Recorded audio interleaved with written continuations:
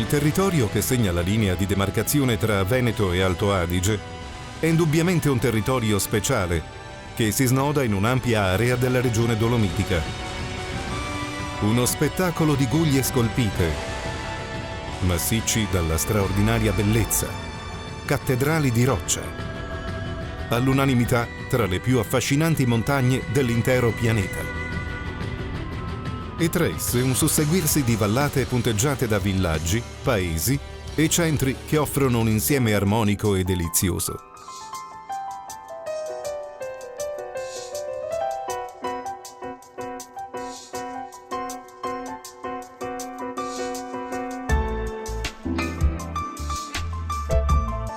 Con lo sviluppo del turismo di massa, tanta bellezza si è trasformata naturalmente in un'economia sempre più determinante, che ha modificato lo stile di vita di questi paesi, anche se in modo non omogeneo.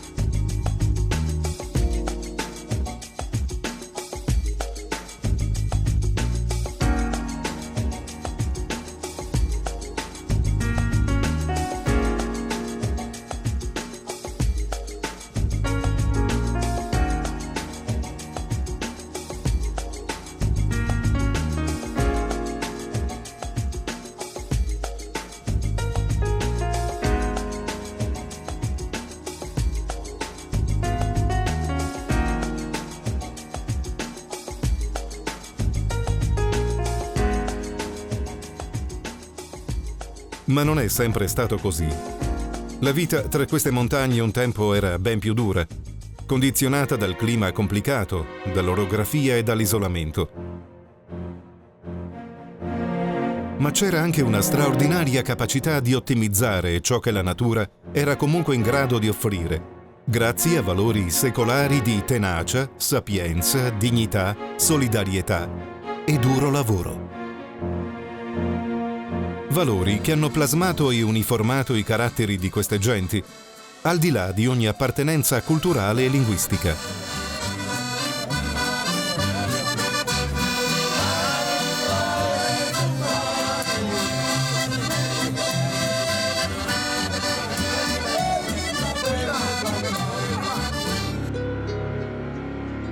L'agricoltura eroica di montagna,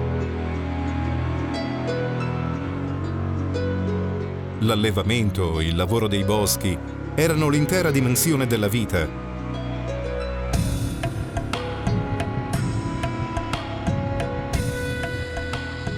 Ma con gli elementi della terra, il legno, la pietra, esprimere anche talento artistico e trascendenza. Un'eredità materiale e immateriale che però stiamo rischiando di perdere, travolti dall'eccesso di modernismo e dall'omologazione. Ma se è vero, come è vero, che si comprende il valore delle cose proprio quando c'è il rischio di perderle, ecco che negli ultimi tempi assistiamo ad un'aumentata sensibilità per la salvaguardia della conoscenza e dei valori profondi che hanno sostenuto le nostre comunità. L'attività lattiero-casearia è da sempre alla base della sussistenza ed è ancora oggi vitale grazie all'alta qualità e unicità dei prodotti di montagna, molto apprezzati da tutti, in particolare dai turisti, che supportano così le economie aziendali e il saper fare, difendendoci dall'omologazione industriale.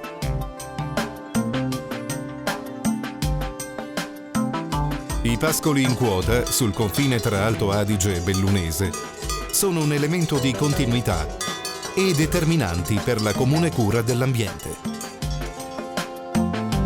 Sono vicepresidente della nostra cooperativa agricola, la latteria, che lavora solo il latte della valle, dei soci della valle di Fodomma, tra cui abbiamo anche un presidio slow food col Fodom di Malga, il formai da Ciof, denominato così, più una serie di formaggi stagionati, nonché freschi, il burro, cacciotte, eccetera.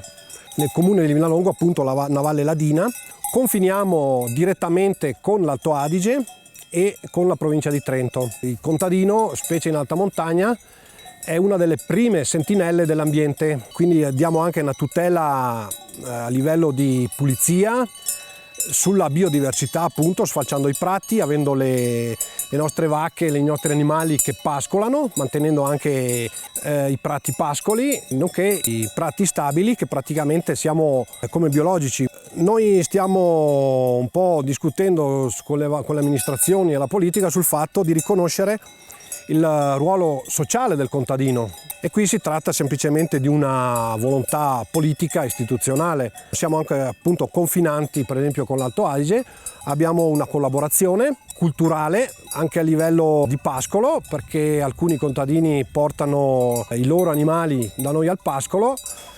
In questi ultimi paio d'anni abbiamo avuto dei problemi perché bisognerebbe lavorare per unificare il piano sanitario. Noi siamo indenni dai BR e BVD, però in Alto Adige hanno delle norme ancora più restrittive e loro sono costretti a fare prevenzioni supplementari per riportarle. Questo sarebbe un altro passo fondamentale. Poi tornando un po' alla cooperativa, appunto abbiamo anche il nostro formaggio, è molto apprezzato anche nelle vicine valli, Val Gardena, Val Badia, tra cui alcuni hotel stellati che richiedono i nostri prodotti, tra cui il Ziger, il nostro formaggio, e questo ci fa piacere, insomma, ecco, noi stiamo lavorando anche noi come cooperativa, come singole aziende, per investire, per essere al passo con i tempi, pur mantenendo un prodotto altamente genuino che dia valore alla nostra agricoltura locale, considerando che facciamo i prati e i pascoli dai 1300-1400 fino ad arrivare a 2300-2400 metri del Passo Pordoi, del Padon, e qui siamo a Malga-Kerz, comunque tutte zone di alta montagna. Va valorizzato il tutto per mantenere le persone sul territorio facendo questo lavoro, perché danno una valenza sociale, culturale, gastronomica che altrimenti c'è il rischio che vada persa. E ribadisco, deve essere riconosciuto il ruolo sociale del contadino. Allora, va detto che qui abbiamo ancora molti giovani, tra cui i nostri figli, che hanno ancora la voglia, la passione di intraprendere questo lavoro, e noi questa cosa ci teniamo parecchio perché è il futuro, loro sono il futuro, e quindi se c'è un ricambio generazionale le cose proseguono, diversamente si ferma tutto in un ambiente che non è facile. Bisogna avere proprio una gran passione, e qui abbiamo ancora giovani che hanno voglia di lavorare, di fare e di continuare l'attività dei genitori e dei nonni, che si tramanda da generazioni.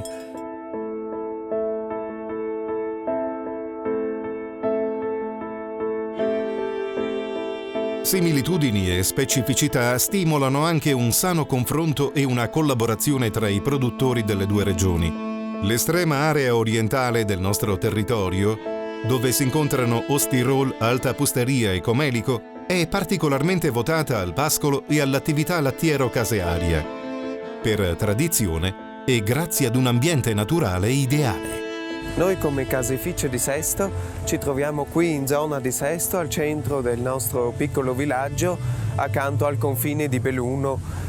Noi produciamo diversi tipi di formaggio, come per esempio abbiamo formaggi con crosta lavata e anche con crosta naturale. Due delle nostre specialità, diciamo, più abbondanti che abbiamo sono per uno i nostri Ziger, che sono un prodotto che viene prodotto sia qui da noi che anche giù in Belluno, e una specialità che viene prodotta quasi assolutamente solo da noi è il nostro formaggio grigio di Sesto, che è una specialità altoatesina che viene prodotta soprattutto sui nostri masi e anche è stata prodotta sui nostri masi anni fa. Noi siamo produttori più grandi dell'Alto Adige di formaggio grigio. Siccome siamo un piccolissimo caseificio qui a Sesto con 43 soci e ci troviamo in zona montana, i nostri 43 soci ci portano tutti i giorni latte fresco dai loro masi, sono più o meno dai 8.000 ai 10.000 litri ogni giorno che poi vengono elaborati freschi qui nel nostro caseificio. Siamo 16 persone che lavoriamo tutti i giorni il nostro latte fresco, 5 sono casari, che siccome sono solo 5 abbiamo una produzione ancora molto artigianale e il nostro formaggio per questo ha il suo gusto speciale. Noi con Belluno abbiamo dei rapporti di vendita Per esempio noi abbiamo il latte fresco di fieno, il latte biologico che noi vendiamo 3 volte la settimana giù in zona di Comelico, e poi compriamo anche formaggi tipici e cose tipiche dalla loro zona che portiamo qua su e vendiamo alla nostra clientela. I prodotti dal Belluno, i nostri prodotti, si può dire che sono quasi omogenei.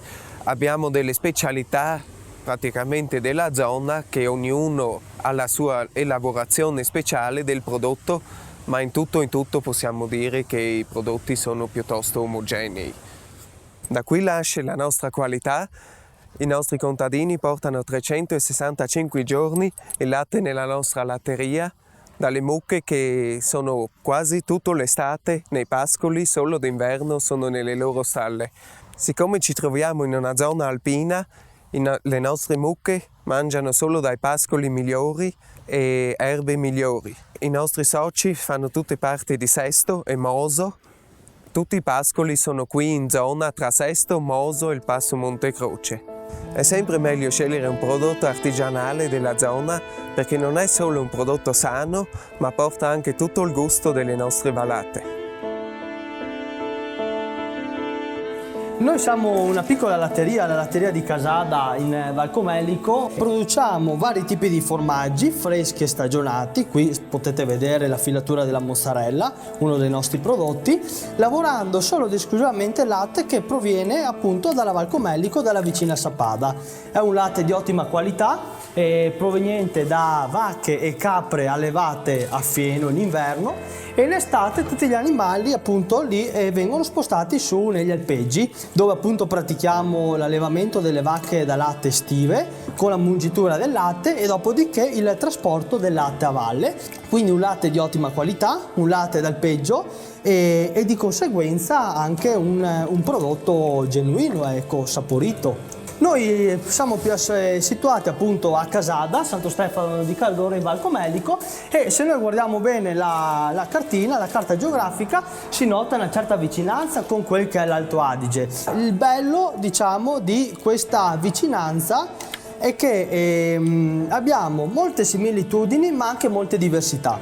Perché molte similitudini? Innanzitutto perché sono tutti e due dei terreni montani.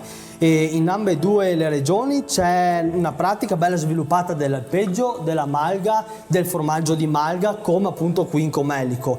Ma allo stesso tempo abbiamo delle grandissime differenze dal punto di vista tradizionali, eccetera. E questo secondo me deve essere anche visto come un punto di forza, non solo per ampliare l'attrattività in quest'area geografica, perché nel giro di mezz'ora noi possiamo vedere due mondi completamente diversi, ma anche per scambio di confronti, di culture, di tradizioni. Ci sono anche delle vicinanze come il formaggio d'alpeggio, il burro d'alpeggio di ottimissima qualità, appunto sfruttando gli alpeggi che abbiamo qui e che anche l'Alto Adige possiede, però abbiamo anche delle diversità. Ad esempio un altro prodotto specifico del nostro territorio, proprio tipico bellunese, che è nato e si è sviluppato in questa zona, è lo schizz. Cos'è lo schizz? Lo schizz è una cagliata dolce, non acidificata, una tosella molto, molto morbida, fatta solo ed esclusivamente con latte e caglio, e viene mangiata subito il giorno dopo, un prodotto molto fresco, viene scottato in padella e si può ottenere, si ottiene appunto questa tosella scottata che la tradizione bellunese prevede la cottura anche in panna e burro, quindi una bomba calorica. Ma perché? Perché era un prodotto che era nato dalla povertà, quindi le famiglie di contadini si prendevano un po' di latte, se lo cagliavano, non richiedeva grandi abilità tecniche, però con questo ha portato il sostentamento di moltissime famiglie. Ecco, per noi è molto importante anche diciamo di salvaguardare queste piccole eccellenze del territorio, sia per quanto riguarda il bellunese sia per quanto riguarda l'Alto Adige, perché comunque è un prodotto genuino, di alta qualità, ad alta attenzione diciamo alla tradizione. Queste attività mantengono dunque in vita sapori e tradizioni, oltre all'economia del territorio, che si serve pure del turismo e che al turismo serve. In un altro campo, è proprio il caso di dirlo, si sta rivalutando un'agricoltura di nicchia di altissima qualità che affianca l'accoglienza turistica, così come accade in certi masi dell'Alta Pusteria.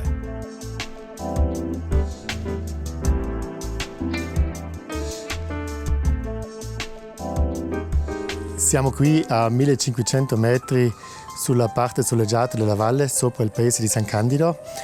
Abbiamo un'azienda agricola molto piccola, con circa 8 ettari di terreno e 16 ettari di bosco.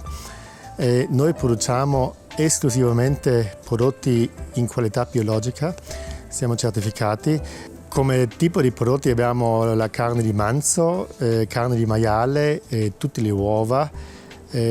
Sono prodotti della stalla per i nostri ospiti che apprezzano molto la qualità che offriamo e soprattutto anche perché è biologica. E dell'orto naturalmente tante verdure, anche un po' di frutta ultimamente. E poi avendo un'agricoltura piccola e abbiamo tanti ospiti per fortuna, servono anche altri prodotti che esclusivamente compriamo dalle aziende agricole nella nostra vicinanza. E questo che noi prendiamo i prodotti aiuta alle aziende piccole anche in montagna, anche negli ultimi valli, di restare lì, di non andare in città. Noi abbiamo i prodotti buoni, a noi non servono i prodotti industriali, noi abbiamo prodotti qui del posto, dei nostri vicini che restano così a svilupparsi. Nelle confinanti vallate bellunesi si stanno anche portando avanti delle iniziative inedite in ambito agricolo, come il recupero e la distribuzione delle sementi antiche, quelle che un tempo rappresentavano la sopravvivenza. E oggi un tesoro materiale e immateriale da salvare, come in una particolare Arca di Noè. Rappresento l'associazione Orti Rupestri San Tommaso Gordino, un'associazione che è nata un paio di anni fa dando seguito a alcuni progetti Interreg che ci hanno permesso di andare a cercare, recuperare e riseminare antiche varietà ormai quasi abbandonate delle nostre vallate. L'associazione copre un territorio che va dalla Gordino al Cadore e quindi sicuramente anche tutta la parte legata a Livinallongo del Col di Lana, quindi la parte ladina e Fodoma. Una parte delle sementi che abbiamo recuperato vengono proprio da questo territorio. Recuperare le sementi significa recuperare cultura, significa recuperare socialità, recuperare anche le tradizioni, per dare nuovamente dignità al lavoro che veniva fatto negli anni scorsi, soprattutto nei decenni scorsi, in cui la ruralità, la produzione di sementi e di colture era fondamentale per il mantenimento in questi territori. Adesso il turismo è diventato una parte importante dell'economia, ma se non è legato o non si può legare all'attività agricola, sicuramente si va a perdere un qualcosa e il valore del territorio, il valore anche economico del territorio sicuramente va a scemare. Non solo il recupero delle sementi, ma anche la loro valorizzazione attraverso i piatti tipici, quindi riproporre i piatti tipici, ma nello stesso tempo lasciare che i cuochi utilizzino questi prodotti che noi recuperiamo, queste sementi, queste varietà e specie che recuperiamo, le utilizzino in cucina. Una delle cose importanti da sottolineare è che la maggior parte di questi prodotti hanno un valore anche dal punto di vista di sanità alimentare. Proprio si va a riscoprire anche come le persone la gente di questi posti una volta si, fra virgolette, curava mangiando dei cibi genuini e delle particolarità di questi cibi. Noi abbiamo per esempio recuperato una patata viola, abbiamo recuperato una dorella, abbiamo recuperato dei cavoli rapa, tipici di queste vallate, con la loro storia, la loro tradizione, il modo di cucinarli e quindi riproporli proprio anche sulle tavole. Questo ci permette di dare un futuro alle nuove generazioni. Un equilibrio naturale tra uomo e natura. Un equilibrio delicato e magnifico come queste zone sospese tra Veneto e Alto Adige. E com'è delicato l'equilibrio indispensabile a far sì che le api possano svolgere il loro lavoro tra fiore e fiore di montagna. Un lavoro che ci regala il dolce oro del loro miele e permette a questa natura di prosperare.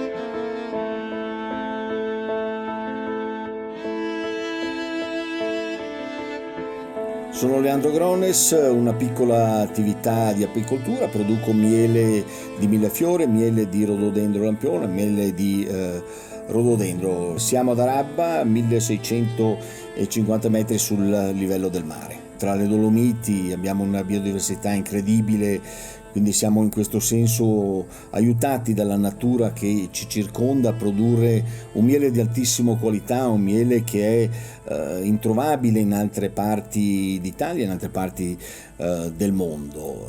Le difficoltà sono tante, soprattutto in primavera quando si prepara bisogna stare molto attenti alle temperature, alle perturbazioni, perché è molto più difficile fare miele che in passato. Detto questo, insomma, il prodotto che riusciamo a fare è un prodotto di altissima qualità, un prodotto di nicchia, un prodotto veramente che ha un valore aggiunto per il territorio, che meriterebbe però forse un'attenzione maggiore da parte del consumatore. Non ha nulla a che vedere con i prodotti industriali che comunemente si trovano nei supermercati. È uno di quei prodotti che dobbiamo saper valorizzare, che dobbiamo saper portare avanti nel tempo, perché sono dei valori unici che sono stati poi trasmessi dai nostri avi, che hanno iniziato tanti anni fa l'attività di apicoltura, che era un'attività di sostentamento delle famiglie, anche costituiva poi una merce di scambio con altri prodotti per mantenere poi la famiglia. Gli apiari sono collocati a poca distanza dal territorio del vicino Alto Adige e le caratteristiche territoriali sono molto simili.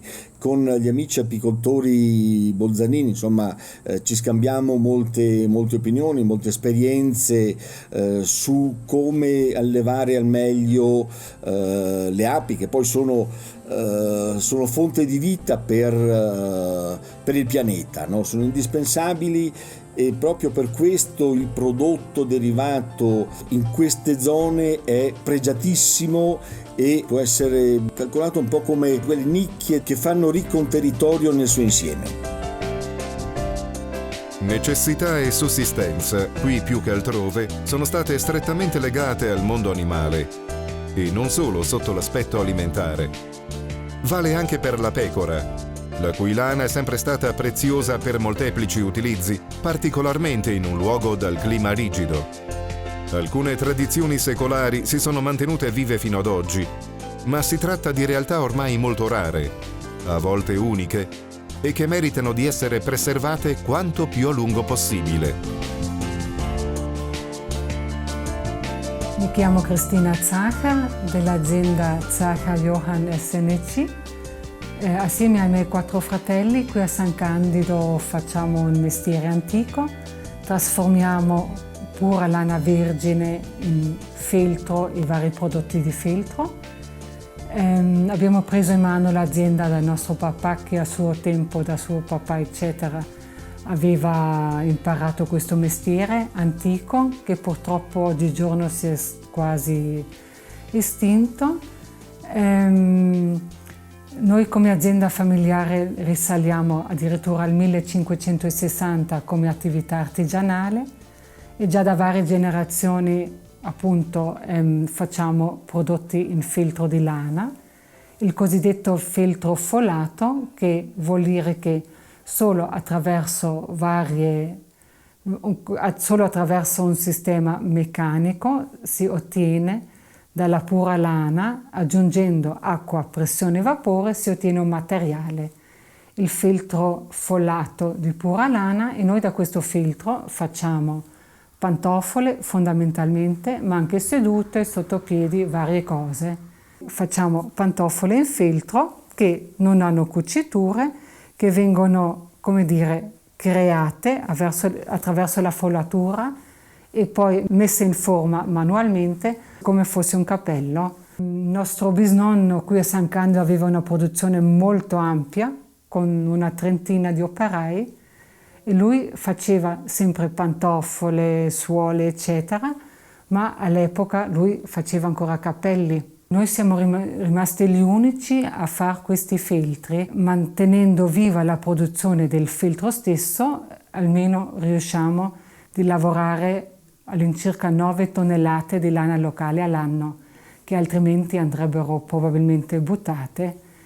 In più è anche importante, come dire, noi creiamo un materiale con solo acqua e vapore, una cosa naturale. Se uno da noi compra, che ne so, un cuscino di feltro, lo porta a casa, quando lascia il confine del Tirolo, vuol dire che l'oggetto che ha comprato per la prima volta lascia il territorio. Parlando di confini, forse c'è un altro fatto importante da raccontare. Gran parte della lana che noi lavoriamo viene dall'Alta Val Venosta. Forse qualcuno conosce la transumanza in Val Senales. E da un paio di anni a questa transumanza hanno dedicato anche il presidio dell'UNESCO come patrimonio immateriale. In pratica i contadini portano le pecore al pascolo estivo. I pastori attraversano con le loro pecore l'arco alpino per arrivare in Austria, dove le pecore passano l'estate. È un evento abbastanza raro e molto arcaico, diciamo. Poco lontano da questa località dell'Alta Pusteria, animali, montagna e natura sono protagonisti di altre originali opportunità, in un rapporto di reciproco scambio, anche per una forma di turismo rigenerativo che interessa l'intero territorio.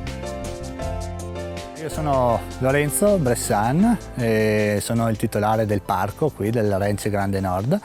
Questo è un parco dove noi abbiamo recuperato molti animali feriti nei boschi. E oltre a questo noi facciamo le visite al parco tutti i giorni, soprattutto in estate. Dopodiché abbiamo alcuni alpaca con cui facciamo delle camminate. Oltretutto in inverno invece abbiamo i cani da slitta con cui facciamo i giri in montagna con i cani. Questo ranch è nato nel 2020 e si trova qui a Santo Stefano di Cadore. Santo Stefano di Cadore si trova nella Val Comelico, che è confinante sia con il Friuli Venezia Giulia che con il Trentino Alto Adige. E si trova qui in alta montagna, per cui ci sono alcune difficoltà, soprattutto magari in inverno nel raggiungere, dato che la strada è sterrata. Oltre ad avere tutti gli animali, noi abbiamo anche un percorso sulle erbe medicinali, abbiamo una quarantina di specie diverse, con cui facciamo produrre delle creme in Alto Adige, da un'azienda dell'Alto Adige. Produciamo creme al lampone, ai mirtilli, all'arnica, alle stelle alpine, comunque con tutti i fiori e frutti di nostra produzione. Qui invece noi abbiamo i nostri alpaca, 2 dei nostri 4 alpaca. Loro 2 si chiamano Olli e Leo, insieme alla capra, e con loro noi facciamo un'attività turistica che sono le passeggiate con gli alpaca. Le passeggiate con gli alpaca vanno benissimo sia per i nostri turisti, diciamo così, e abbiamo collaborato, diciamo, e abbiamo avuto molti clienti che soggiornavano in Alto Adige e sono venuti con noi a fare questa passeggiata. Questa è un'attività che ovviamente non è molto comune, specialmente nelle nostre zone di montagna, e ovviamente per poterla fare ci vuole anche una grande motivazione e ovviamente è un'attività che ha bisogno di afflusso turistico. Noi offriamo questa possibilità ai turisti, sia nostri che comunque i turisti che soggiornano in Alto Adige, in Pusteria in particolare che è qui vicino, di conoscere e vedere, magari anche per la prima volta, diversi tipi di animali e di erbe medicinali tipici delle nostre zone. Vista la vicinanza con l'Alto Adige, i turisti lì presenti sono una grande risorsa anche per noi.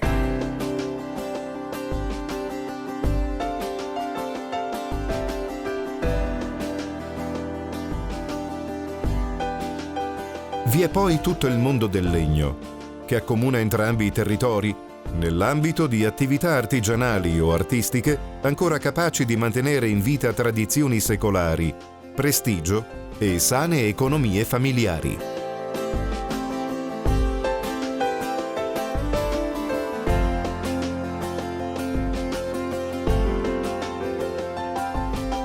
Sono Andreas Tomasini, insegno scultura alla scuola professionale qui, di Ortisei, e insegno dall'89.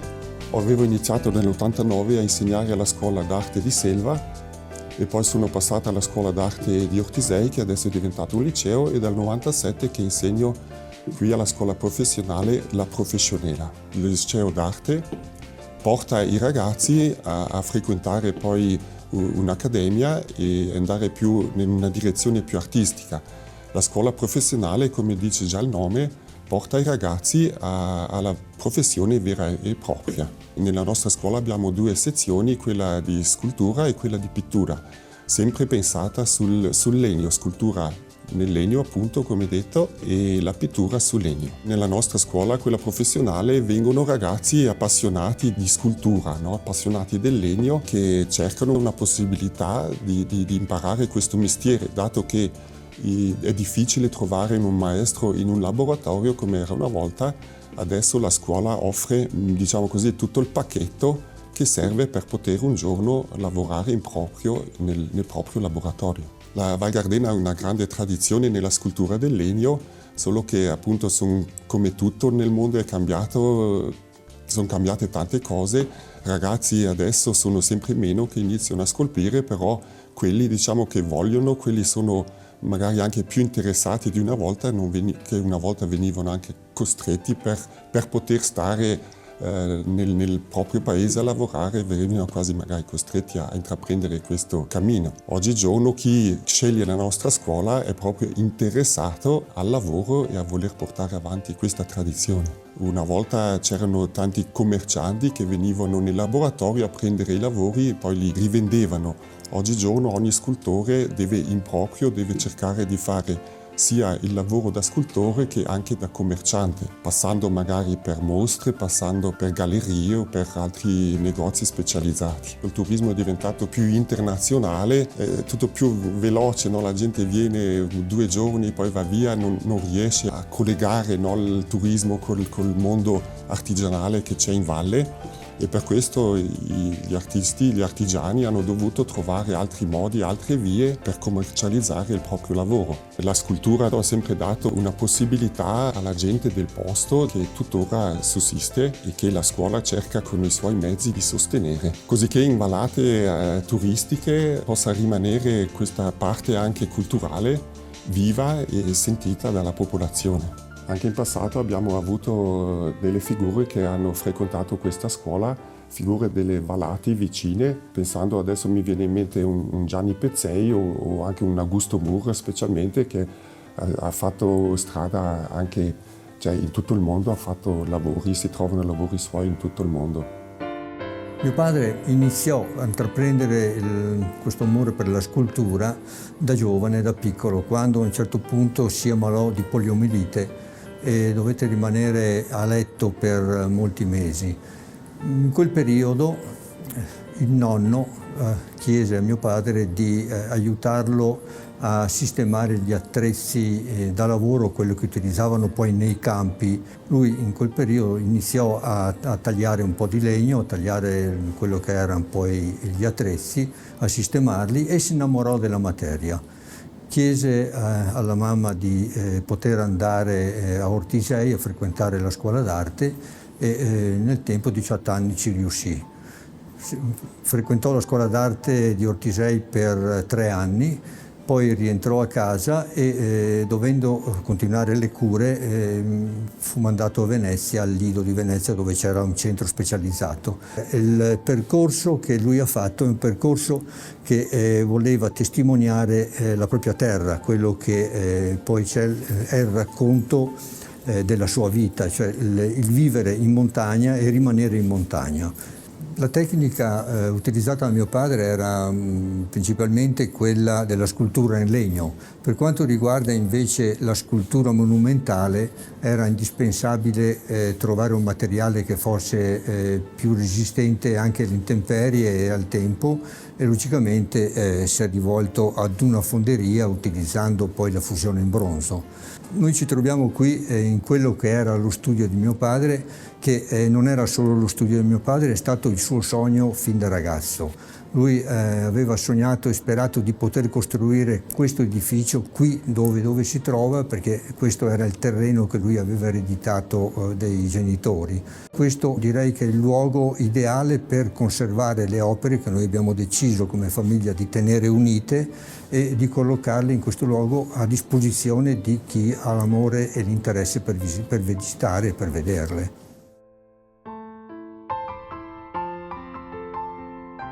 Sono Alfons Rungaldir, scultore di Ortisei, e io sono scultore dalla quinta generazione qui nel mio laboratorio. Per me fare lo scultore è un privilegio molto importante. Io sono in quinta generazione scultore e ho avuto la fortuna di imparare questo mestiere da mio papà e dai miei nonni. È molto importante mantenere questa tradizione qua delle vallate, specialmente ladine o dell'Alto Adige.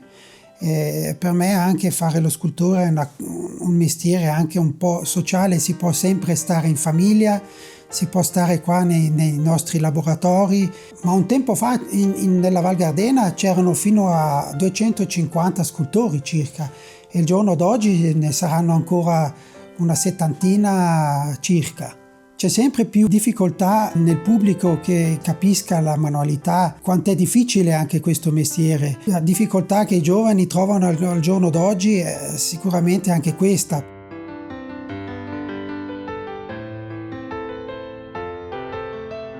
Io mi chiamo Erminio Carbonio, sono di Padola di Comelico, un paesino che confina qui con la Val Pusteria. Faccio l'artigiano, falegname, lavoro il legno e diciamo che sono anche scultore più per hobby che per lavoro, perché è un po' difficile vivere di questa attività, insomma. Allora facendo arredamenti e facendo un po' lo scultore si riesce a sopravvivere. Io lavoro il legno, prevalentemente legno d'abete o legno vecchio, che è il legno che viene qua in montagna, insomma. Ho una piccola falegnameria dove faccio arredamenti per interni, dove faccio dei mobili. Ho sempre fatto questo mestiere fin da ragazzo in su. Noi abbiamo una zona qua di turismo, per cui l'estate c'è gente anche d'inverno, e allora ho questa piccola bottega dove passo praticamente le ferie e posso esporre tutti i miei lavori, diciamo, ecco. Chiaramente noi qua viviamo in montagna, per cui siamo circondati dal legno, no? Che è la materia prima che abbiamo, per cui cerchiamo di lavorare questo bellissimo materiale che ci accomuna con la Val Pusteria, con la montagna, insomma, e cerchiamo anche di portare avanti quelle che sono le nostre tradizioni, il nostro artigianato, la nostra maniera di fare i mobili, che è molto diversa da quella della grande industria, insomma, ecco. Questo è un po' il nostro lavoro, ecco. Io ho cominciato da apprendista a fare questo mestiere qui e faccio il falegname un po' ancora alla vecchia maniera, perché non ho dei gran macchinari, non ho un'industria enorme, allora prediligo il lavoro fatto a mano, insomma, quello più tradizionale. Dunque, tradizioni artistiche ed economie familiari che ancora resistono, trasformando la materia in opere che elevano lo spirito, conservando l'anima di una comunità. Non solo scultura, ma anche arte pittorica, che qui si associa sempre all'elemento legno. Mi chiamo Christian Holzknecht e abito qua a Ortisei, dove ho la famiglia, e lavoro qua in questo laboratorio da 20 anni. Ho iniziato a dipingere a 15 anni, frequentando la scuola professionale qua a Ortisei. Dopodiché mi ero recato a Firenze per 2 o 3 anni, a 20 anni, per imparare delle tecniche nuove come l'incisione, anche il design, varie tecniche di pittura, Avevo iniziato qua nel laboratorio di mia mamma, mio papà e del fratello maggiore a dipingere le statue in legno. Già da 40 anni che dipingo comunque ogni tanto una figura, delle statue grandi, degli ornamenti o doratura faccio anche, ma circa 20 anni fa avevo poi iniziato a dipingere le mie pitture sempre sul terra di Siena e negli ultimi anni ho incominciato a dipingere solo più col blu e l'azzurro chiaroscuro e bianco e grigi. Ho capito che è il blu che mi piace tantissimo, che è il mio colore, lo sento di più e mi dà tanto perché è fresco e mi piace l'aria, mi piace l'acqua e per quello sento tanto il blu. Lo dipingo su tavole in legno perché comunque mi chiamo Holzknecht, che vuol dire lavoratore nel legno, o boscaiolo anche. In tedesco si chiama Holzknecht e in italiano boscaiolo o boschier, viene dal nome boschier. Per quello dipingo anche sempre su tavole lignee, che sarebbero tavole in pioppo o se no tavole in abete rosso. L'artigianato di Gardena, della Val Gardena, è cambiato tantissimo perché una volta c'erano tanti santi da dipingere, da scolpire. Al giorno d'oggi non più scultura e pittura sacra, invece si fa un po' di tutto. I giovani non vogliono intraprendere questo lavoro perché è un lavoro molto difficile, è un lavoro che porta via tanto tempo, ma comunque soddisfa tantissimo. Ad Osoledo di Comelico Superiore, confinante con l'Alta Pusteria, la tradizione dell'antiquariato unisce gli aspetti appena trattati: concretezza, artigianalità, arte, con il legno sempre in primo piano. Anche in questo caso spicca il collegamento storico tra le due aree. Sono Franco Zandonella, abito a Comelico Superiore e faccio l'antiquario. Mestiere di famiglia, siamo alla seconda generazione e ci occupiamo principalmente di compravendita, oltre al restauro, di mobili delle Dolomiti, mobili di montagna, mobili che andiamo a raccogliere nelle nostre vallate, il Comelico, il Cadore, la Val del Boite, un po' in Carnia, ma principalmente in Alto Adige.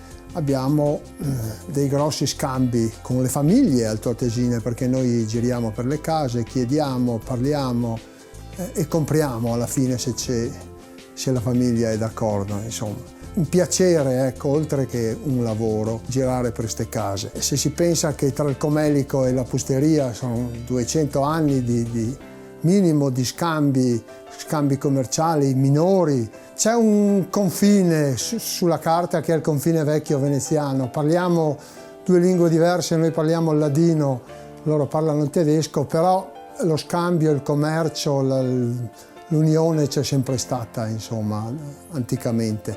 Per il resto riusciamo ancora adesso un po' a mantenerci, il mercato è un po' calato, ma riusciamo a tenere aperto questi negozietti che ci fanno poi vivere, insomma, no? La mia famiglia dal 1960 ha vissuto di questo e io continuo finché posso. Tra le altre cose, in epoca di riciclo, sostenibilità, tutto quello che volete, questi mobili noi li compriamo che sono in un angolo, sono in una soffitta, devono essere in qualche maniera, qualche volta anche smaltiti, li compriamo, li restauriamo e hanno vita nuova. E sono mobili con dei legni, i legni di montagna, l'abete nostro, il cirmolo della Valpusteria, il larice, che durano altri 200 anni. Quindi sono mobili che sono eterni, c'è un'economia di circolo che è incredibile, insomma. Non si butta via niente, sono buonissimi, prendono nuova vita e avanti per altre 10 generazioni. È un mestiere fatto così. Sfruttiamo proprio anche la bontà del legno, che storicamente, insomma, è famosa del Comelico, il cirmolo in Pusteria. hanno costruito Venezia sui nostri larici, ecco, tanto per dire. È importante ancora riuscire in qualche maniera a tenere aperti sti negozietti, anche perché sono particolari.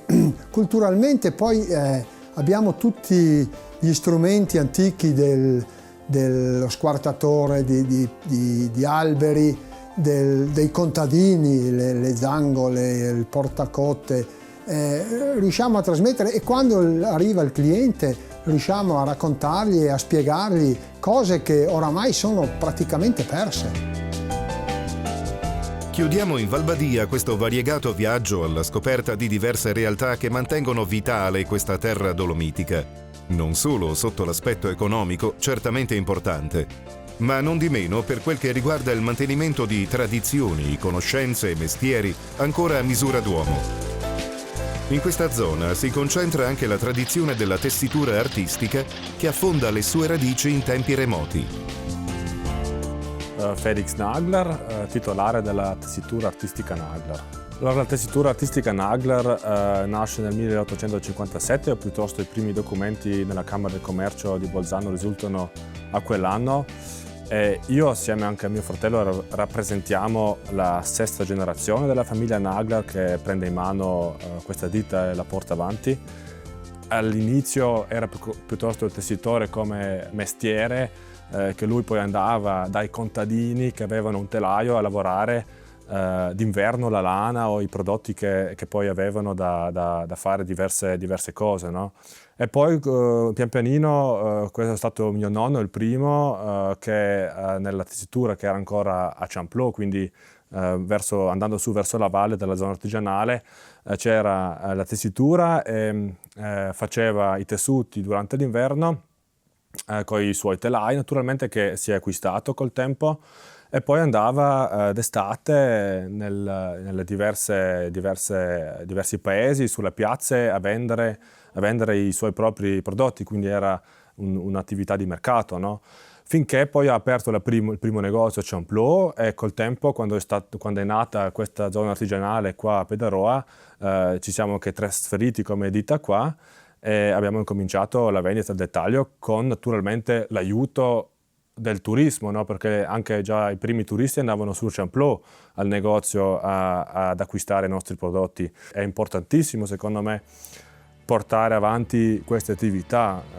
La nostra sicuramente è una di quelle più antiche, più vecchie, più tradizionali, è sicuramente anche un fattore di cultura, no? Cercare di portarla avanti, soprattutto la parte della tessitura, dove noi ancora adesso facciamo i tessuti, praticamente facciamo il disegno personalizzato per il cliente, soprattutto in questa fase molto richiesto.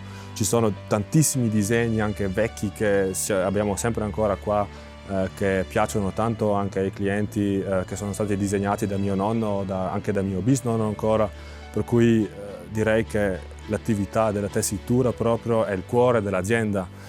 Dall'altro lato bisogna sempre anche adattarsi al mercato, no? Perché cambia tanto, ed è cambiato negli ultimi anni tantissimo, soprattutto dal punto di vista digitale, no? Con l'e-commerce e tutto è molto difficile anche competere, soprattutto con un prodotto di nicchia che ha anche il suo prezzo, ma ha un'altissima qualità. Sarebbe un peccato per la nostra zona che proprio anche queste realtà finiscano, no? Bisogna avere tante persone che abbiano il coraggio anche di andare avanti, anche di prendersi le loro responsabilità per dare soprattutto il posto di lavoro alla gente che vive qua, perché nel settore turistico è poi un'altra cosa, perché là ci sono tanti collaboratori che vengono da fuori. Il turismo porta tanto lavoro a noi artigiani, anche ai contadini, è tutto un ciclo che si mantiene assieme. Uno solo non ce la farà mai, l'artigiano da solo non ce la farà mai senza il turismo. Anche il contadino ha i suoi vantaggi, però il turismo ha naturalmente anche i vantaggi del contadino, che diciamo fa il paesaggio ancora più bello, no? Quindi questo è importantissimo e spero che abbia tanto futuro. È così che ogni generazione testimonia l'anima di questi popoli, diversi eppure così uguali, plasmati dalla vita tra queste montagne ineguagliabili. Popoli concreti, ingegnosi, caparbi. Una testimonianza che non dovrà mai essere smarrita.